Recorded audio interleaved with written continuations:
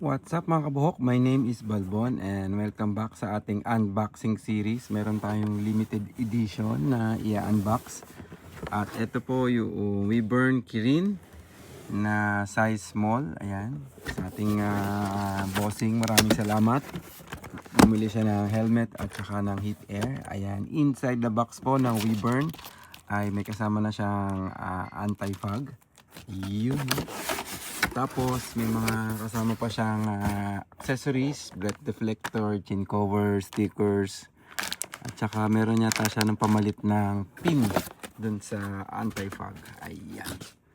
So yan, sa mga bagong pasok po, Tokyo based po ako. Dito manggagaling tong helmet na to. So fresh. Yan, limited edition Wyvern. Bagong labas lang po ito ni Shoei.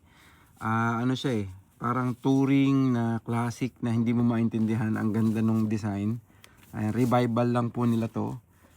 Ayan, ito po yung limited edition. Iyo no, pogi oh. Kulay yellow na may 3 stripes.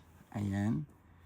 Ayan yung Wyvern. Para siyang comic anime galing. Ayan.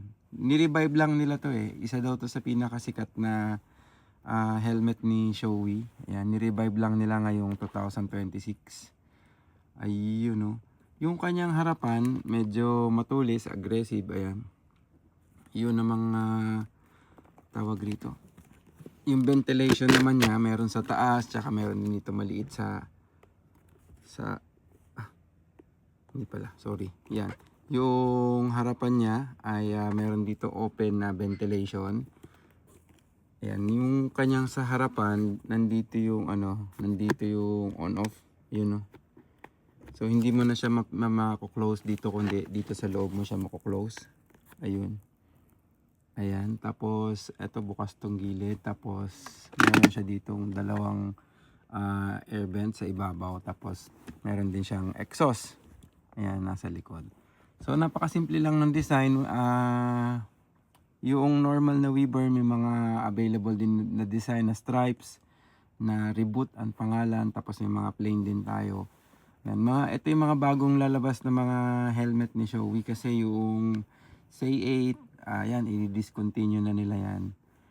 So ito maganda, kakaiba pa to, wala pa ganong meron. So kung gusto nyo ng turno dun sa helmet nyo, ito bagay ito dun sa sa mga naka GS or yung anniversary series ng BMW. Sakto siya. Sa scooter din maganda to kasi napaka lang, simple lang ng design.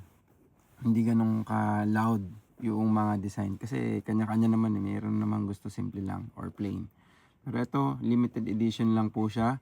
So kung kailangan nyo po ito ay DM lang kayo. Sa lens naman po, ang available na lens nito ay meron siyang photochromic, gold, red, blue, silver. Then kasama din yung smoke at saka light smoke. Yan. Meron bago si Shoei yung tinatawag na e-dry lens.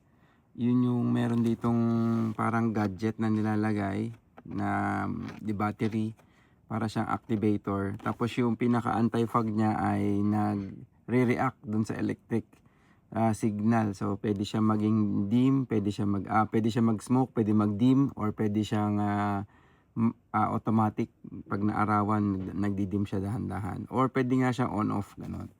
Kaso lang ang catch lang doon is mga technician ang magkakabit.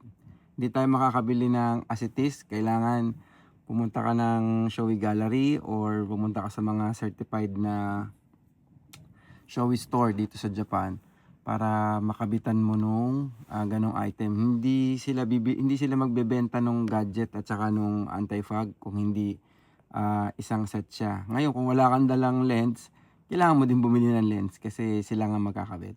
So ang style lang noon ay stock lens, bibili ka ng gadget, tapos bibili ka ng e-dry lens.